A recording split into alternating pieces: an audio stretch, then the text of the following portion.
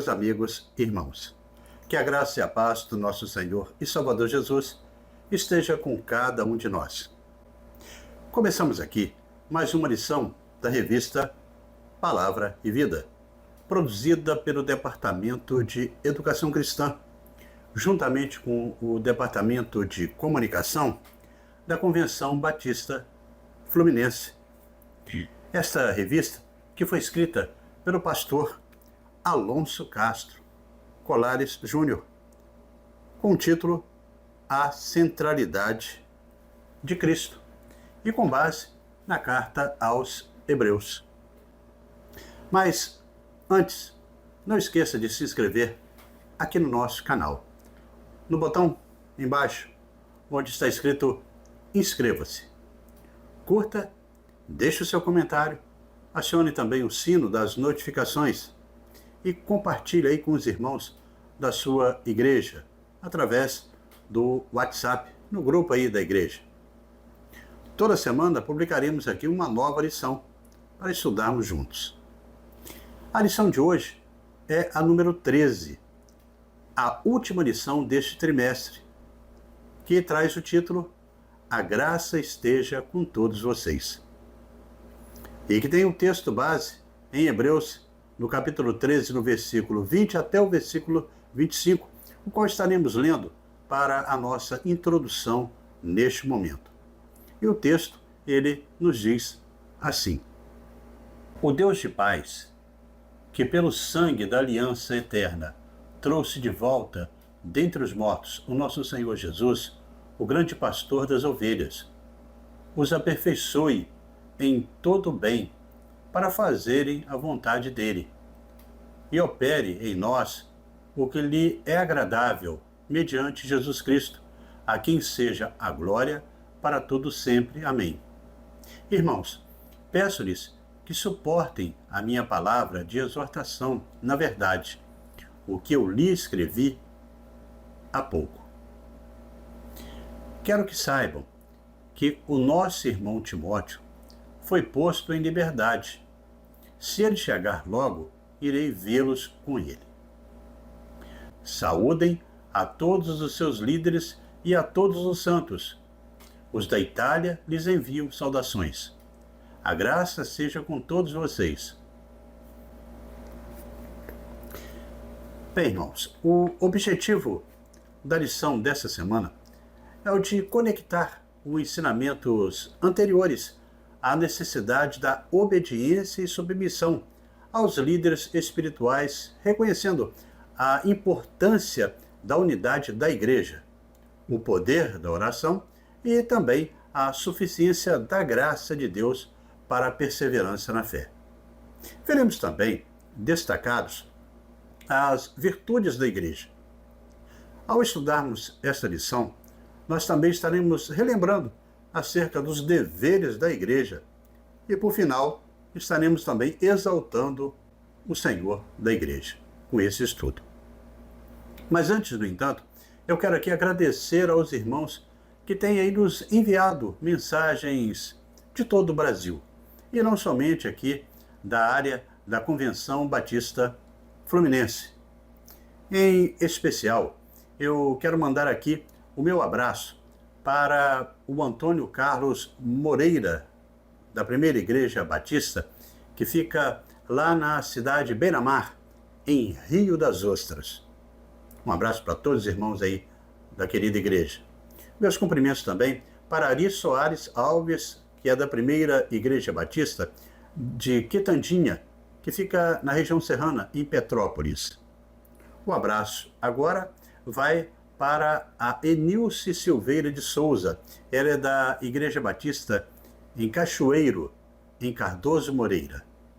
Meu abraço também para a Cristina Loyola, da Terceira Igreja Batista de Piabetá, em Magé. Meus cumprimentos vai agora para a Andréia Lima, da Igreja Batista da União, em Parnaíba, lá no Piauí.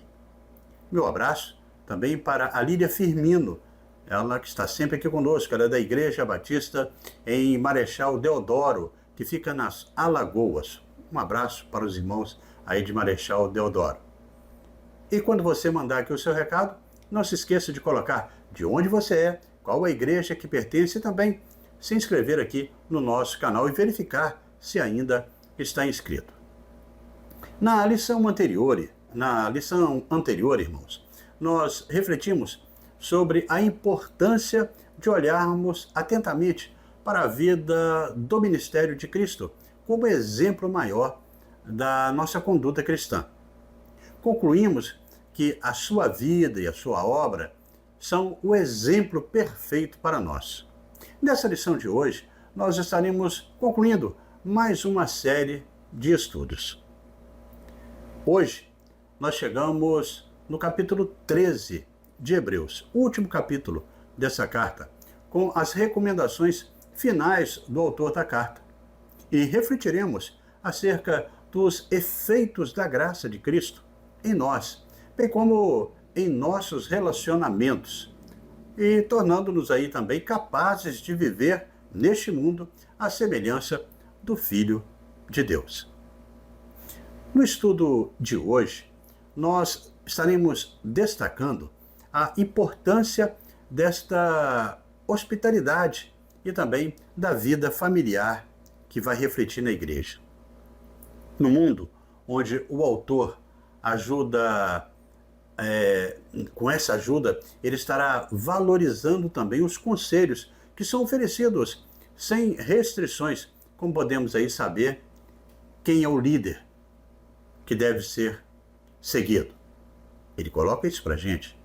Como vimos até aqui, o livro de Hebreus, ele comprovou a grandiosidade e a superioridade de Cristo e da sua obra, com respeito à antiga aliança do Sinai. O autor da carta, ele demonstrou para aqueles irmãos, aqueles cristãos judeus, como a primeira aliança tinha dado espaço para a nova aliança, cumprida em Cristo Jesus. Uma questão importante colocada neste capítulo é a valorização da doutrina aqui, neste momento. Desde os primórdios aí da igreja, foi tentado aí a se desviar da verdade. Doutrinas falsas sempre estiveram aí à espreita. Aqui não foi bem diferente. É impossível nós precisarmos todo tipo de doutrinas estranhas que rodeavam aí as igrejas, mas o autor, ele contextualiza a questão quanto à fé em Cristo Jesus, como uma forma assim que foi exposta no Novo Testamento, que revela que este fato não era estranho para os cristãos de sua época. E no final do livro de Hebreus, o autor, então ele começa aí a dar algumas recomendações, assim como nós quando escrevemos aí uma carta ou mandamos aí um bilhete, no final nós colocamos as questões que são mais importantes e que não devemos esquecer delas. Neste caso, na carta aos Hebreus, as questões de natureza prática, bem como as recomendações finais aí vão aparecer aqui no capítulo 13 que estaremos estudando hoje. Juntos, então, nós vamos aprender como o autor da carta aos Hebreus, com mais essa lição, neste capítulo final da sua epístola, essa tão importante questão que estaremos, assim, estudando a partir de agora. E desta maneira, irmãos, chegamos ao primeiro tópico da nossa lição, e que traz o título Os Efeitos da Graça. Os efeitos da graça. Neste tópico, nós veremos que o autor da carta aos Hebreus, ele vai destacar para os irmãos destinatários dessa epístola que a redenção em Cristo Jesus, nessa nova aliança, ela é completa. À luz de tudo aquilo que já foi expresso, ele inicia uma série de recomendações sobre o modo de viver cristão, frente aí a um mundo hostil e separado de Deus. O escritor, ele vai orientar aqueles irmãos, e também a todos nós ainda hoje, a que conservemos livres de uma visão materialista e que eles possam também, como nós, seguirmos como a confiança somente no Senhor. Porque Deus mesmo disse: nunca o deixarei, nunca o abandonarei. Pois podemos dizer então, com confiança: o Senhor é o meu ajudador. Não temeremos o que pode fazer os homens. Então, já estamos nas considerações finais da carta. Todavia, este fato, de modo algum, pode demonstrar que não tenhamos lições precisas nestes momentos finais. A princípio, é uma promessa de que em tudo Jesus Cristo ele estará sustentando-nos, sustentando o seu povo por meio da sua graça. É isso que não muda e nem vai desvanecer. Como podemos observar, essas primeiras recomendações no final da carta dizem respeito à vida do cristão, principalmente na sociedade, vivendo no meio dos outros. E essas recomendações, elas fazem parte de uma lista daquilo que todo cristão deve lembrar no seu relacionamento com as outras pessoas. Cada cristão deve ter em mente, muito claro, que a sua vida, ela acontece dentro de um mundo real e que ele tem que tomar uma atitude. E essa atitude deve ser adequada em relação a isso. Então é necessário lembrar da importância de não ser egocêntrico, do tipo que não se importa com a realidade do outro. Isso era necessário para aqueles irmãos, para que eles também lembrassem dos que estavam na prisão. Não porque eram bandidos ou criminosos, mas sim porque eles estavam presos por causa da sua fé. Presos por causa da perseguição que se fazia aí contra o cristianismo naquela época. E que ainda permanece em grande parte do mundo até hoje. Em decorrência dessa verdade, o autor ele recomenda uma série de ações, as quais nós vamos mostrar aqui os seus efeitos, que é o efeito da graça de Cristo no coração daquele que vive pela fé. A primeira recomendação diz respeito, então, ao amor, que devemos nutrir uns pelos outros e que deve ser constante.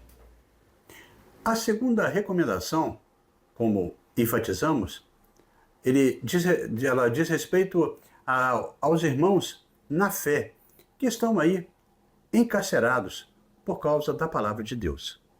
O autor ele deseja aqui indicar que os cristãos deveriam desenvolver a empatia para com aqueles que estavam sofrendo. Tudo por causa da justiça. Como se estivessem sendo injustiçados, como eles assim estavam. A terceira recomendação diz respeito à família. O autor ele destaca que o casamento ele deve ser honrado por todos. O leito conjugal deve ser conservado puro. Porque Deus ele julgará os imorais e também os adúlteros. O motivo deste destaque é que na família a base social da igreja deveria ser pura, sem mácula e livre de toda a impureza conjugal. A família saudável, a família santificada, é uma manifestação inconfundível da graça de Cristo. A quarta recomendação diz respeito à generosidade e também à questão do autocontentamento. O autor ele expressa essa recomendação da forma especial, que a vida de vocês sejam isentas da avareza. Isso é importante a gente verificar, como assim está escrito em Hebreus 13:5. Isso tudo aqui dito deveria ser levado muito a sério por aqueles irmãos, visto que a sociedade antiga, principalmente, em especial no mundo grego-romano, ele, naquela época do cristianismo primitivo, era uma sociedade que era decadente, com muita imoralidade, grosseira inclusive, e os cristãos não podiam se acomodar a esse tipo de comportamento. À luz dessas recomendações, nós podemos perceber que 4 efeitos aí da graça de Cristo naquela igreja: a amabilidade, a empatia, que é resultado aí de sentir a dor do outro, né? A pureza e também a generosidade. Esses efeitos aí são mostra de que uma pessoa ela nasceu de novo. São mostras do pertencimento a Deus, aquele que sofreu por nos dar a vida, Jesus. Atitudes que são relativas do reino, a qual aí está preparado aí para a vivência da igreja assim nele. Então muitas pessoas até desejam passar uma imagem de que são espirituais, porém sem as atitudes vivas de um coração transformado. Esse aspecto não é possível na experiência cristã. Assim, logo as verdadeiras intenções elas são mostradas e o pecado ele é revelado.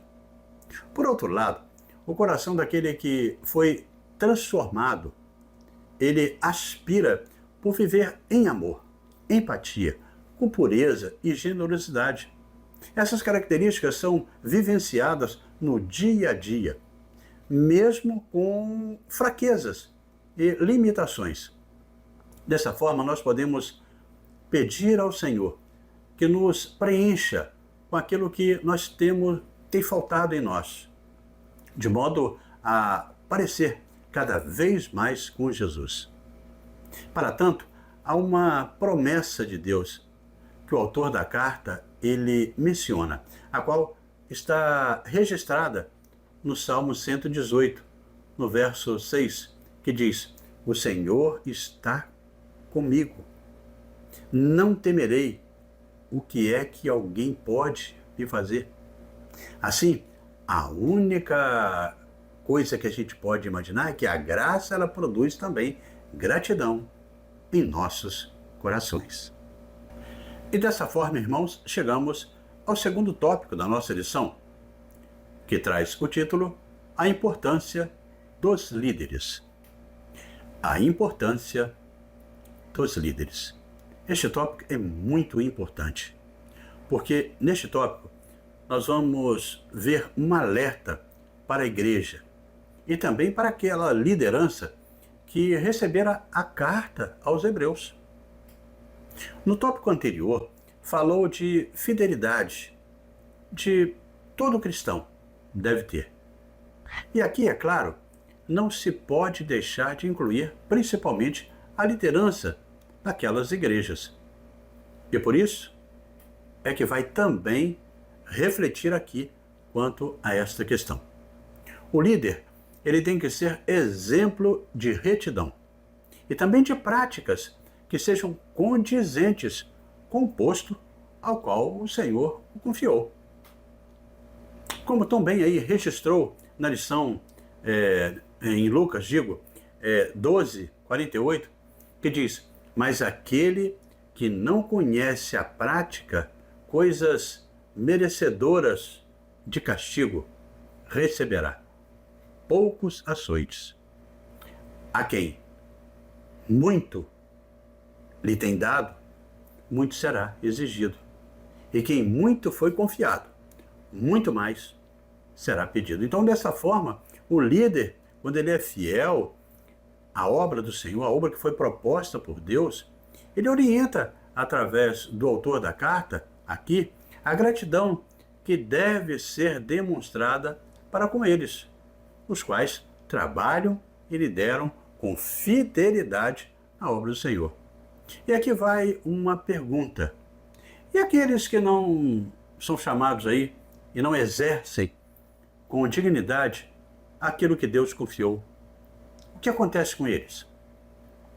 O próprio texto de Lucas 12, no versículo 47, ele define o que ocorrerá quando diz: aquele servo que conhece a verdade e a vontade do seu Senhor e não prepara o que ele deseja e nem realiza, receberá muitos açoites. É bom que nós entendamos aqui as palavras açoites e castigo, não ao pé da letra, mas que estes estarão recebendo a devida correção no tempo certo. Quanto aos líderes que não foram encontrados em pecado, contra a vontade de Deus, aqueles que andaram dignamente fazendo o que é certo, aos olhos do Senhor, aos olhos de Deus e também dos homens, o verso 7 do capítulo 13 de Hebreus, o autor da carta, ele exorta aos irmãos a lembrarem, porque desses líderes, os que pregavam a palavra de Deus, e a considerarem atentamente o fim da vida deles, imitando a fé que eles testemunharam. É bom aqui a gente destacar que devemos imitar a quem deve ser imitado. Os maus exemplos, nós devemos afastar deles. Os seus erros, também não praticarmos. Vimos anteriormente, claramente, o texto quando faz recomendações quanto ao perigo de amar ao dinheiro. Como sabemos, grande parte de nossa sociedade hoje, ela vive em função de uma importância desmedida com relação ao dinheiro. E que valores materiais são às vezes colocados à frente de valores pessoais, valores éticos, morais e até mesmo da fé.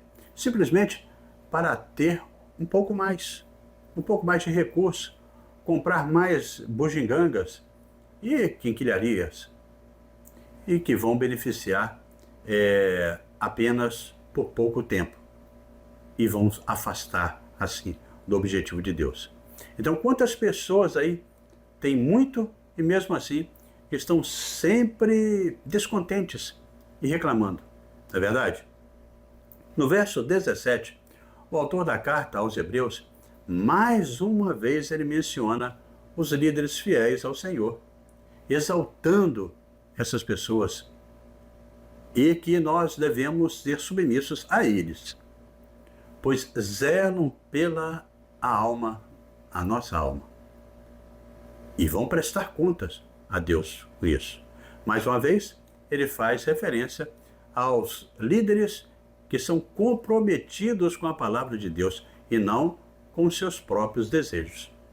Por fim, o autor ele utiliza aí de um argumento bem prático, que não é para a igreja, um líder ficar desanimado e desmotivado.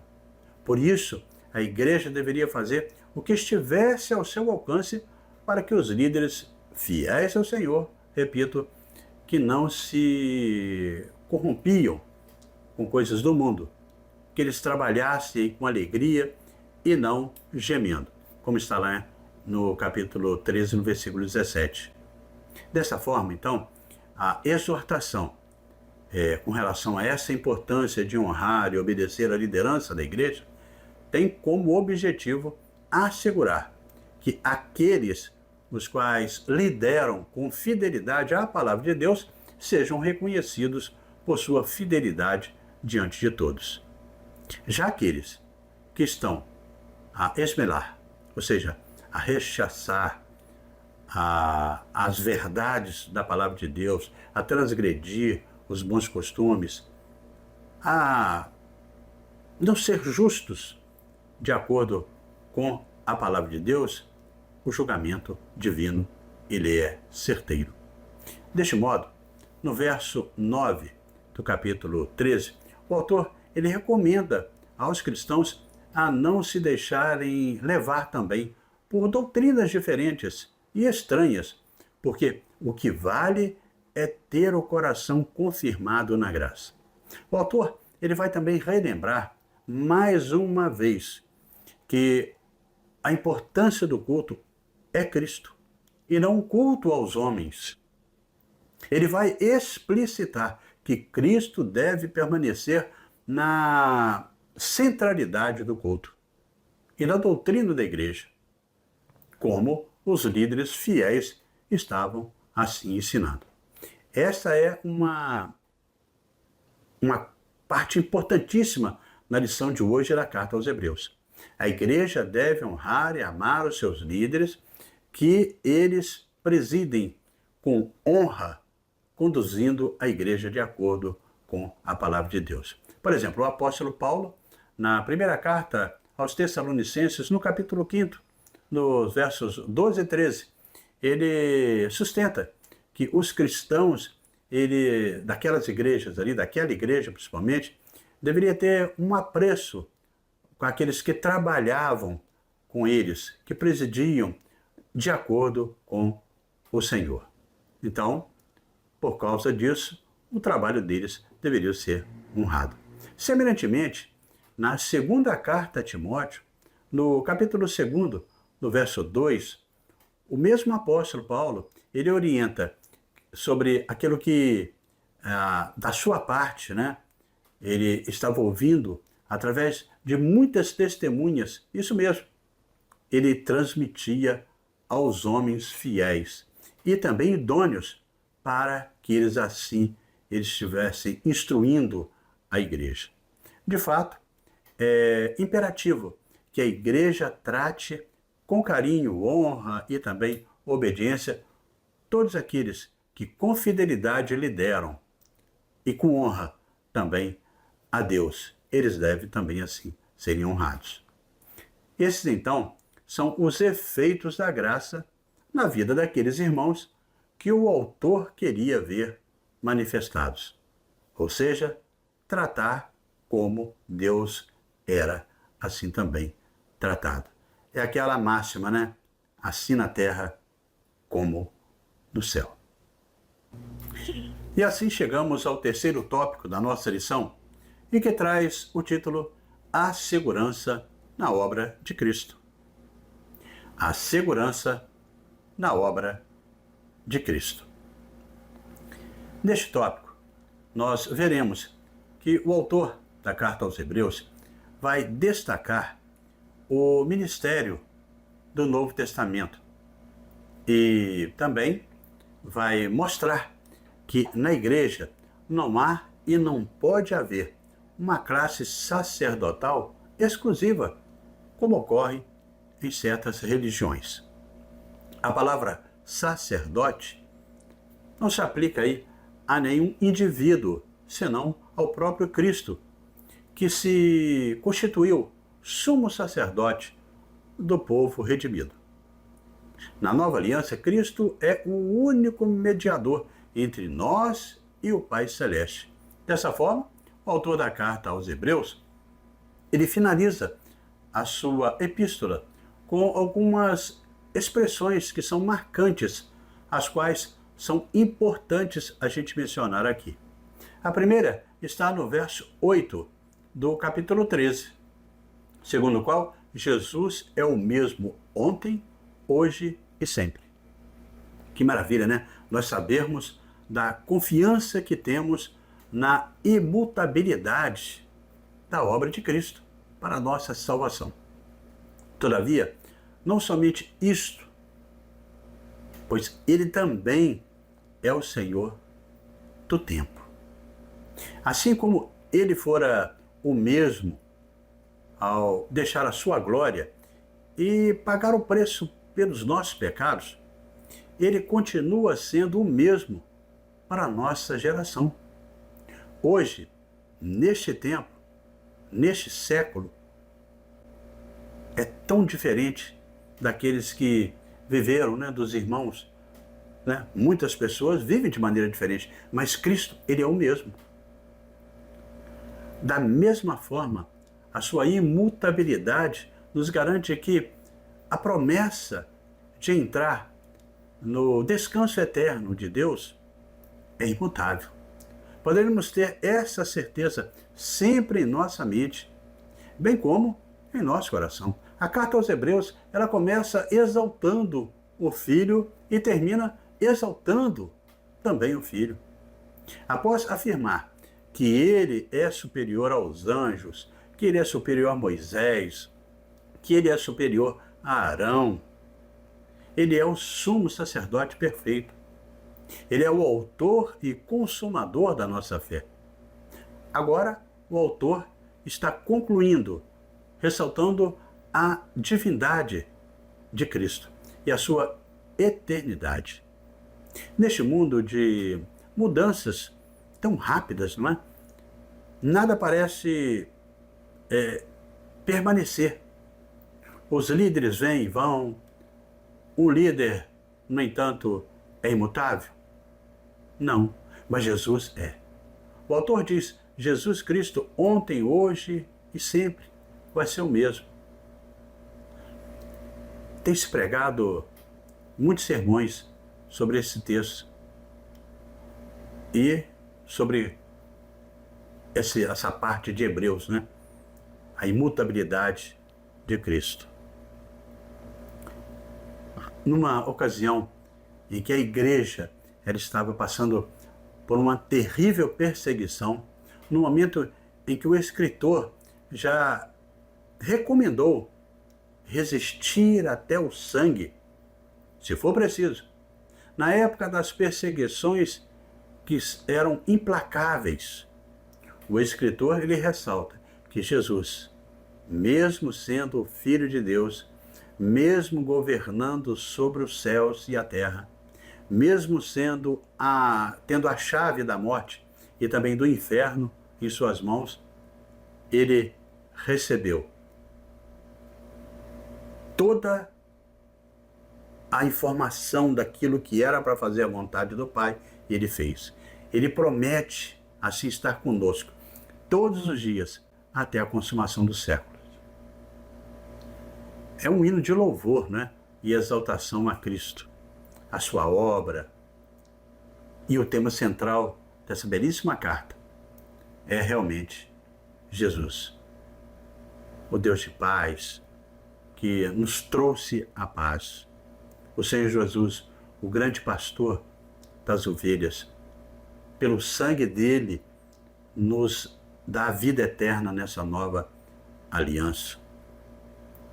Que ele opera em nós e que é agradável diante do Pai.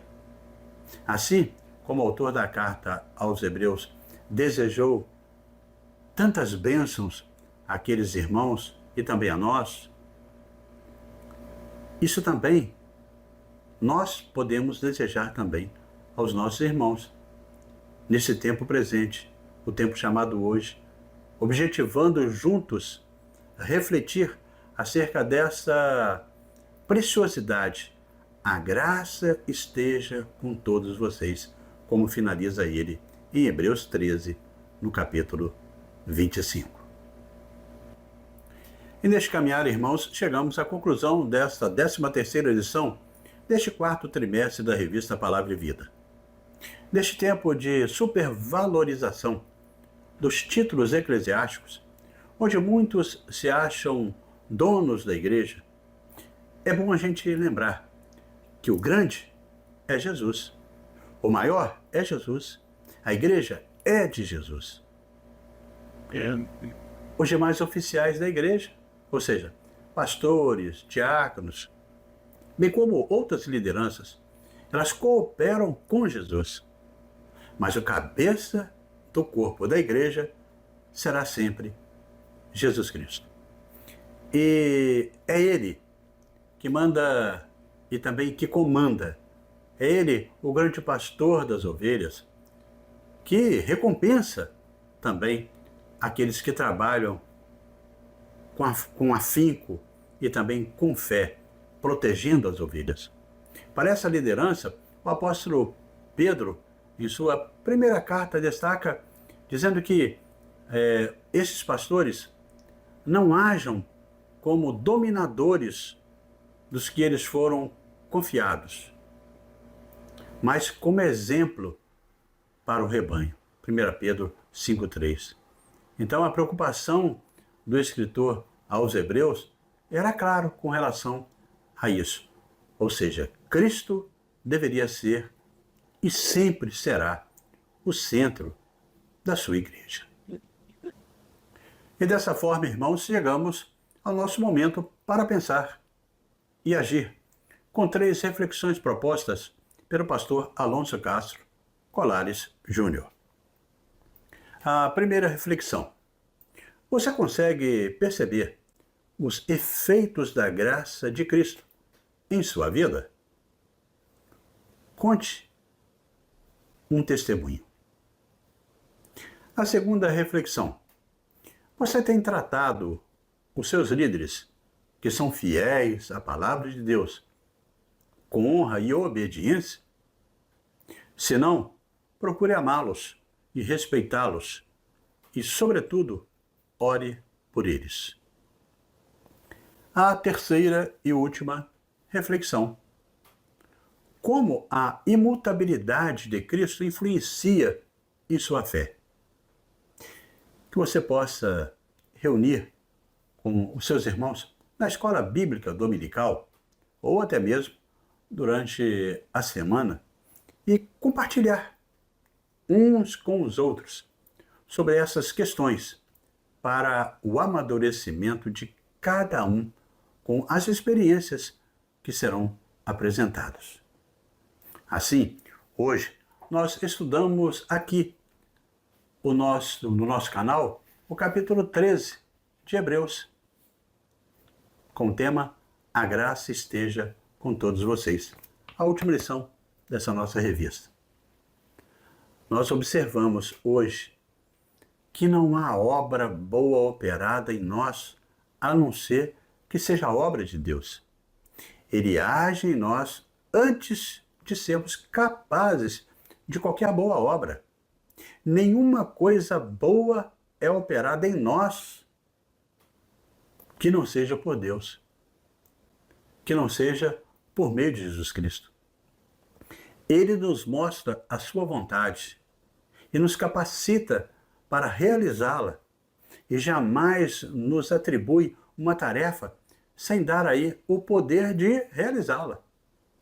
Com a visão, ele envia também o poder. Quando nos manda, ele faz do jeito que nós podemos assim o fazer, nos equipando com tudo aquilo que seja necessário. Exatamente por isso, ele é sublime, ele é glorioso, ele é eterno na sua glória.